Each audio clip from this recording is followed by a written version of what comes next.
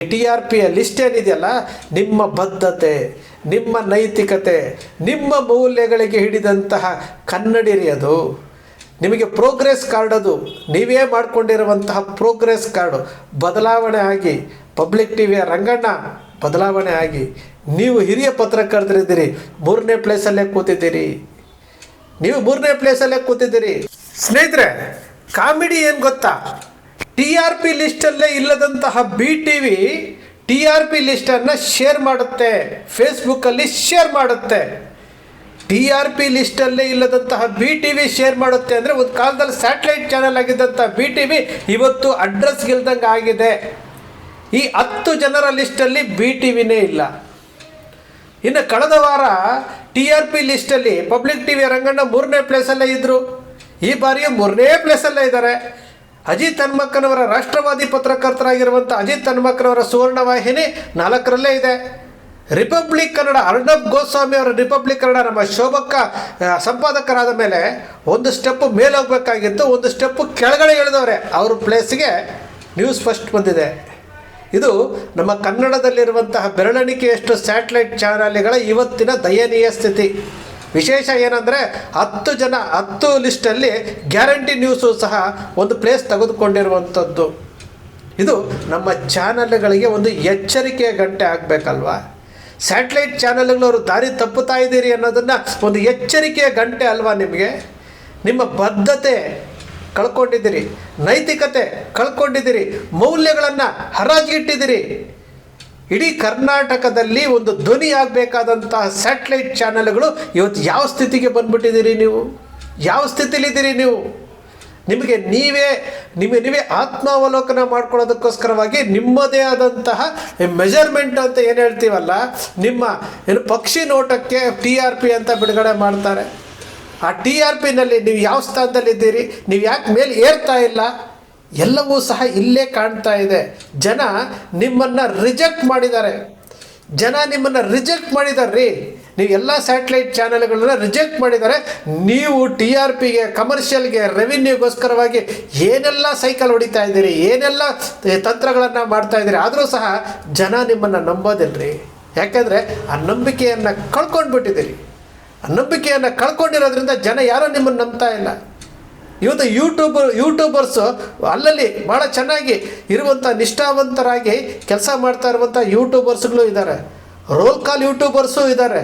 ಆ ಯೂಟ್ಯೂಬರ್ನ ಬಳಸ್ಕೊಂಡು roll call ಮಾಡ್ತಾ ಇರುವಂಥ ಯೂಟ್ಯೂಬರ್ಸ್ಗಳು ಇದ್ದಾರೆ. ಅದ್ರ ಜೊತೆಯಲ್ಲಿ ಪ್ರಾಮಾಣಿಕವಾಗಿ ಸುದ್ದಿ ಕೊಡ್ತಾ ಇರುವಂತಹ ಯೂಟ್ಯೂಬರ್ಸು ಇದ್ದಾರೆ. ಇದು ನಮ್ಮ ಕನ್ನಡದ ಸ್ಯಾಟಲೈಟ್ ಚಾನಲ್ಗಳ ಇವತ್ತಿನ ದಯನೀಯ ಸ್ಥಿತಿ. ಎಂತೆಂಥವರು ಏನೇನು ಆಗಬೇಕಾಗಿತ್ತು ಇವತ್ತು ನಿಮ್ಮ ಪ್ರೋಗ್ರೆಸ್ ರಿಪೋರ್ಟು ನಿಮ್ಮ BTVನವರೇ ಅಲ್ಲಿ ಪ್ರಸಾರ ಮಾಡಿದ್ದಾರೆ. ನಿಮಗೆಲ್ಲರಿಗೂ ಗೊತ್ತಿದೆ. ಇದು ನಮ್ಮ ಕನ್ನಡದ ಇವತ್ತಿನ ಸ್ಯಾಟಲೈಟ್ ಚಾನಲ್ಗಳ ದಯನೀಯ ಸ್ಥಿತಿ. ಯಾಕೆ ಪದೇ ಅಕ್ಷರ ಮೀಡಿಯಾದಲ್ಲಿ ಈ ವಿಚಾರವನ್ನು ಪ್ರಸ್ತಾಪ ಮಾಡ್ತೀವಿ ಅಂತಂದರೆ, ದಾರಿ ತಪ್ಪುತ್ತಿರುವಂತಹ ಮಾಧ್ಯಮಗಳೇ, ನೀವು ದಾರಿ ತಪ್ಪುತ್ತಾ ಇದ್ದೀರಿ, ಸರಿದಾರಿಗೆ ಬನ್ನಿ ಅಂತ ಹೇಳ್ತಾ ಇರುವಂಥದ್ದು. ನೀವು ಸರಿದಾರಿಗೆ ಬನ್ನಿ ಅನ್ನೋ ಒಂದು ಎಚ್ಚರಿಕೆಯ ಗಂಟೆ ನಿಮಗೆ TRP ಕೊಡ್ತಾ ಇದೆ. ಅದನ್ನು ನೋಡಿಕೊಂಡು ಸರಿದಾರಿಗೆ ಬನ್ನಿ.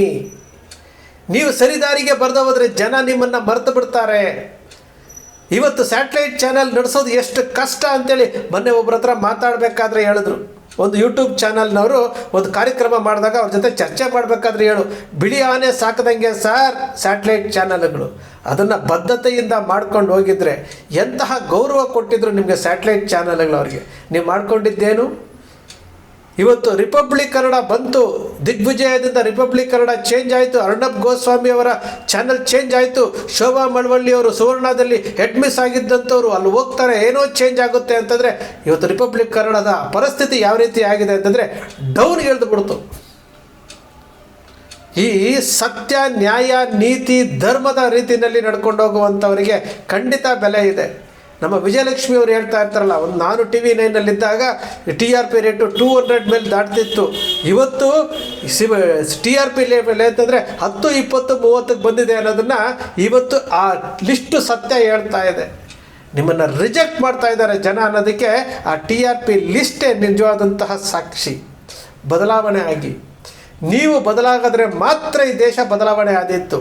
ನಾವು ಭ್ರಷ್ಟ ರಾಜಕಾರಣಿಗಳನ್ನು, ಈ ಭ್ರಷ್ಟ ನೌಕರರನ್ನು ಬದಲಾವಣೆ ಮಾಡೋದಕ್ಕಿಂತ ಮುಂಚೆ ನಾವು ಬದಲಾವಣೆ ಮಾಡಬೇಕಾಗಿರುವಂಥದ್ದು ಈ ದಾರಿ ತಪ್ಪಿರುವಂತಹ ಸ್ಯಾಟಲೈಟ್ ಚಾನೆಲ್ಗಳನ್ನು. ದಾರಿ ತಪ್ಪಿರುವಂಥ ಸ್ಯಾಟಲೈಟ್ ಚಾನೆಲ್ಗಳು ಬದಲಾವಣೆ ಆದರೆ ಖಂಡಿತವಾಗಲೂ ಈ ದೇಶ ಮತ್ತು ಈ ರಾಜ್ಯ ಭ್ರಷ್ಟಾಚಾರ ಮುಕ್ತ ರಾಜ್ಯ ಆಗುತ್ತೆ. ನೀವು ಬದಲಾವಣೆ ಆಗಬೇಕು. ನಿಮಗೆ ನಿಮ್ಮದೇ ಆದಂತಹ ಒಂದು ಜವಾಬ್ದಾರಿ ಇದೆ. ಸ್ವತಂತ್ರ ಭಾರತದಲ್ಲಿ ನಿಮಗೆ ಆದಂತಹ ಒಂದು ಜವಾಬ್ದಾರಿಯನ್ನು ಕೊಟ್ಟಿದ್ದಾರೆ.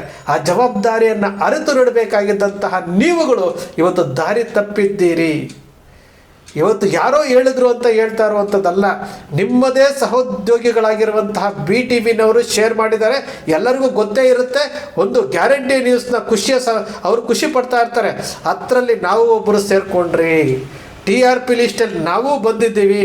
ಇತ್ತೀಚೆಗೆ ಅವರು ಶೇರ್ ಮಾಡ್ತಾ ಇದ್ದಾರೆ. ಏನಂತ, ನಗರ ಪ್ರದೇಶಗಳಲ್ಲಿ ಗ್ಯಾರಂಟಿ ನ್ಯೂಸು ರೀಚ್ ಆಗ್ತಾ ಇದೆ ಅಂತೇಳಿ ಅವರು ಶೇರ್ ಮಾಡ್ಕೊಳ್ತಾ ಇದ್ದಾರೆ. ಅವರೂ ಸಹ ಬದ್ಧತೆಯನ್ನು ಮರೆತು ಅವರೂ ಸಹ ಈಗೇನು ಗೋಧಿ ಮೀಡಿಯಾ ಅನ್ನೋ ಲಿಸ್ಟಿಗೆ ಏನಾದರೂ ಸೇರಿಕೊಂಡ್ರೆ ಅವರು ಸಹ ಆಟಕ್ಕುಂಟು ಲೆಕ್ಕಕ್ಕಿಲ್ಲದಂತ ಆಗ್ತಾರೆ. ಬದಲಾವಣೆ ಆಗಿ ಯಾರನ್ನೋ ಉಳಿಸೋದಕ್ಕೆ, ಇನ್ಯಾರೋ ಹಣವಂತರನ್ನ ಜೀರು ಅನ್ನೋದಕ್ಕೆ, ಮತ್ಯಾವುದೋ ರಾಜಕೀಯ ಪಕ್ಷಗಳ ಮುಖಂಡರ ಮನೆಯ ಮುಂದೆ ನಿಂತ್ಕೊಂಡು ಅವ್ರು ಬರೋವರೆಗೂ ಕಾಯ್ಕೊಂಡು ಕೂತ್ಕೊಳ್ಳೋದನ್ನು ಫಸ್ಟ್ ನೀವು ಬದಲಾವಣೆ ಆಗಿ. ನಿಮ್ಮನ್ನು ಹುಡ್ಕೊಂಡು ರಾಜಕಾರಣಿಗಳು ಬರಬೇಕು. ನೀವು ರಾಜಕಾರಣಿಗಳ ಮನೆ ಹತ್ರ ಹೋಗಿ ಸಿದ್ದರಾಮಯ್ಯ ಬೈತಾರೆ, DK ಶಿವಕುಮಾರ್ ಬೈತಾರೆ, ಯತ್ನಾಳ್ ಬೈತಾರೆ, ರಮೇಶ್ ಜಾರಕಿಹೊಳಿ ಬೈತಾರೆ, ರಮೇಶ್ ಕುಮಾರ್ ಬೈತಾರೆ, ಚಿತ್ರನಟರುಗಳು ಬೈತಾರೆ.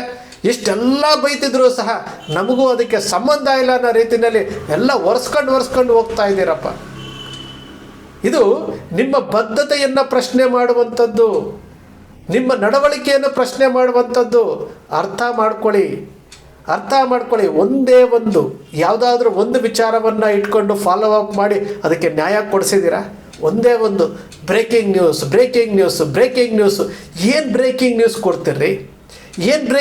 ಕೊಡ್ತೀರಿ? ಜನರಿಗೆಲ್ಲ ಗೊತ್ತಿರುತ್ತೆ. ಅಲ್ಲಿ ಯಾರೋ ಒಬ್ಬ ಬಸ್ ಚಾಲಕ ಬೆಂಕಿ ಹತ್ಕೊಂಡಿರುವಂಥ ಬಸ್ ಚಾಲಕ ಆಸ್ಪತ್ರೆಯಲ್ಲಿ ಚಿಕಿತ್ಸೆ ಪಡ್ತಾಯಿದ್ರೆ ಅಲ್ಲಿ ತೊಗೊಂಡೋಗಿ ಲೋಗೋಗಳನ್ನ ಇಟ್ಕೊಂಡು ಅವನನ್ನು ಏನಾಯಿತು ಅಂತ ಕೇಳ್ತೀರಿ. ನಿಮಗೆ ಬೇಕಾಗಿರುವುದು ಏನು ಬೇಕಾಗಿರುವುದು? ಅಲ್ಲೆಲ್ಲ ಮೈಸೂರಿನಲ್ಲಿ ಹೀಲಿಯಮ್ ಸಿಲಿಂಡರ್ ಬ್ಲಾಸ್ಟ್ ಆಯಿತು ಅಂತಂದರೆ ಅಲ್ಲಿ ಏನೋ ಒಂದು NI ತನಿಖೆ ಕೊಡಬೇಕು ಅಂತೇಳಿ ಯಾವುದೋ ಒಂದು ಚಾನಲಲ್ಲಿ ಏನೋ ಒಂದು ಹೆಡ್ಲೈನ್ ಹೊಡಿತೀರಿ. ಯಾವ ಸ್ಥಿತಿಗೆ ಹೋಗ್ತಾ ಇದ್ದೀರಿ ನೀವು? ಯಾವ ಸ್ಥಿತಿಗೆ? ನಿಮ್ಮ ತನವನ್ನು ನೀವು ಕಳ್ಕೊಂಡು ಇವತ್ತು ನೀವು ಏನು ಹೆಸರಿಲ್ದಂಗೆ ಆಗ್ತಾ ಇದ್ದೀರಲ್ಲ. ಬದಲಾವಣೆ ಆಗಿ, ನೀವೇ ಬದಲಾವಣೆ ಆಗಬೇಕು. ಮೊದಲು ನಮ್ಮ ದೇಶ ಬದಲಾವಣೆ ಆಗಬೇಕು ಅಂದರೆ ನೀವು ಬದಲಾವಣೆ ಆಗಬೇಕು. ನೀವು ಬದಲಾವಣೆ ಆಗದೆ ಹೋದರೆ ಈ ದೇಶವನ್ನು ಕಾಪಾಡೋರು ಯಾರೂ ಇಲ್ಲ. ಈ ಸಂವಿಧಾನ ಕೊಟ್ಟಿರುವಂತಹ ಸ್ವತಂತ್ರವನ್ನು, ಹಕ್ಕನ್ನು ನೀವು ಸದ್ಬಳಕೆ ಮಾಡಿಕೊಂಡ್ರೆ ಖಂಡಿತವಾಗಲೂ ಈ ಭಾರತ ದೇಶದ 145 ಕೋಟಿ ಜನಸಂಖ್ಯೆಗೂ ಒಂದು ಆಶಾಕಿರಣವಾಗಿ ಬರ್ತೀರಿ. ಅದು ಬಿಟ್ಟು ಬೇರೆಲ್ಲ ಮಾಡ್ಕೊಂಡು ಹೋಗ್ತೀರಿ. ಒಂದು ಕಾಲದಲ್ಲಿ ಸ್ಯಾಟಲೈಟ್ ಚಾನಲ್ಗಳೇ ಮೇಲೆ ಇತ್ತು. ಇವತ್ತು ಏನಾಗಿದೆ? ಯೂಟ್ಯೂಬ್ ಬಂದಿದೆ, ಸೋಷಿಯಲ್ ಮೀಡಿಯಾ ಸ್ಟ್ರಾಂಗ್ ಆಗ್ತಾ ಇದೆ, ಡಿಜಿಟಲ್ ಮಾಧ್ಯಮಗಳು ಜಾಸ್ತಿ ಆಗ್ತಾ ಇದೆ. ಎಲ್ಲರೂ ಸಹ ನಿಮಗೆ ಉತ್ತರ ಕೊಡುವಂತಹ ಪರಿಸ್ಥಿತಿಗೆ ಬಂದಿದ್ದಾರೆ. ನಾವೇ ಮೇಲು. ಎಲ್ಲೂ ಸಹ ಯಾವುದೋ ಒಂದು ಪತ್ರಿಕಾಗೋಷ್ಠಿ ಆಯಿತು, ಮತ್ತೊಂದಾಯಿತು, ಈ ಪ್ರೆಸ್ ಕ್ಲಬ್ಗಳಲ್ಲಿ ಬೇರೆ ಯಾರನ್ನೂ ಬಿಡೋದಿಲ್ಲ. ನಿಮ್ಮದೇ ಆಧಿಪತ್ಯ, ನಿಮ್ಮದೇ ಎಲ್ಲರಿಗೂ ಪ್ರಾತಿನಿಧ್ಯತೆ ಕೊಡ್ತೀರಿ. ಆದರೆ ನೀವೇ ಸರಿಯಾಗಿ ನಡ್ಕೊಳ್ತಾ ಇಲ್ವಲ್ಲ. ಒಂದು ಜಿಲ್ಲಾ ಕೇಂದ್ರ ಆಗಿರ್ಬೋದು, ತಾಲೂಕು ಕೇಂದ್ರ ಆಗಿರ್ಬೋದು, ರಾಜ್ಯ ಮಟ್ಟದಾಗಿರ್ಬೋದು, ಇಡೀ ಪತ್ರಿಕೋದ್ಯಮದ ಮರ್ಯಾದೆಯನ್ನು ಕಳೀತಾ ಇದ್ದೀರಲ್ಲ. ಇಡೀ ಪತ್ರಿಕೋದ್ಯಮದ ಮರ್ಯಾದೆಯನ್ನು ಸ್ವಲ್ಪ ಯೋಚನೆ ಮಾಡಿ. ನಾವು ಯಾವ ರೀತಿ ಹೋಗಬೇಕಾಗಿತ್ತು, ನಮ್ಗೆ ಯಾವ ರೀತಿ ಅವಕಾಶ ಕೊಟ್ಟಿದ್ರು ಈ ಜನ, ನಾವು ಯಾವ ರೀತಿ ದುರ್ಬಳಕೆ ಮಾಡ್ಕೊಳ್ತಾ ಇದ್ದೀವಿ. ರಾಜಕಾರಣಿಗಳ ಮನೆಯ ಬಾಗಿಲನ್ನು ಕಾಯ್ತಾ ಇದ್ದೀವಿ, ರಾಜಕಾರಣಿಗಳನ್ನು ಉಗುಳ್ತಾ ಇದ್ದೀವಿ, ರಾಜಕೀಯ ಪಕ್ಷಗಳನ್ನು ನಾವು ಉಗುಳ್ತಾ ಇದ್ದೀವಿ, ಅವರನ್ನು ಮಾರ್ಕೆಟಿಂಗ್ ಮಾಡ್ಕೊಳ್ತಾ ಇದ್ದೀವಿ. ನಮ್ಮ ಕೆಲಸ ಇದಲ್ಲ, ನಮ್ಮ ಕೆಲಸ ಬೇರೆ ಇದೆ. ಈ ಸಂವಿಧಾನ ನಮಗೆ ಸ್ವತಂತ್ರ ಕೊಟ್ಟಿದೆ, ಪ್ರಶ್ನಿಸುವಂಥ ಹಕ್ಕನ್ನು ಕೊಟ್ಟಿದೆ ಅಂತೇಳಿ ಒಬ್ಬರಾದರೂ ಒಂದು ಸ್ಯಾಟಲೈಟ್ ಚಾನಲಲ್ಲಿರುವಂತಹ ಯಾರಾದರೂ ಪತ್ರಕರ್ತರು ಮನವರಿಕೆ ಮಾಡಿಕೊಂಡಿದ್ದರೆ ಬಹುಶಃ ಬದಲಾವಣೆ ಆಗ್ತಾಯಿದ್ರು. ಇದನ್ನು ಬಿಟ್ಟು ಬಿಡಿ. ಇನ್ನು ಮುಂದಾದರೂ 2026 ಬದಲಾವಣೆಯ ಪಥದತ್ತ ನೀವು ಸಾಗಿದ್ರೆ ಬದಲಾವಣೆ ಖಂಡಿತ ಆಗುತ್ತೆ. ಇವತ್ತು ನಾವು ಊಟ ಮಾಡೋದು 1-3 ತುತ್ತು ಅನ್ನ ಹಾಕೋದು ಬಟ್ಟೆ. ಅದಕ್ಕೋಸ್ಕರವಾಗಿ ಏನೆಲ್ಲ ಮಾಡ್ತಾ ಇದ್ದೀರಿ? ಎಲ್ಲರಿಗೂ ಎಲ್ಲ ಅವಕಾಶಗಳು ಸಿಗೋದಿಲ್ಲ. ಕರ್ನಾಟಕದಲ್ಲಿ ಆ TRP ಲಿಸ್ಟಲ್ಲಿರುವಂಥದ್ದು ಅದರಲ್ಲಿ ಹತ್ತರಲ್ಲಿ ಕೆಲಸ ಮಾಡ್ತಾ ಇರೋರಿಗೆ ಒಂದು ಅವಕಾಶ ಸಿಕ್ಕಿದೆ, ಆ ಅವಕಾಶವನ್ನು ಬಳಸ್ಕೊಡ್ರಿ, ಜನರಿಗೋಸ್ಕರ ಬಳಸ್ಕೊಳ್ಳಿ.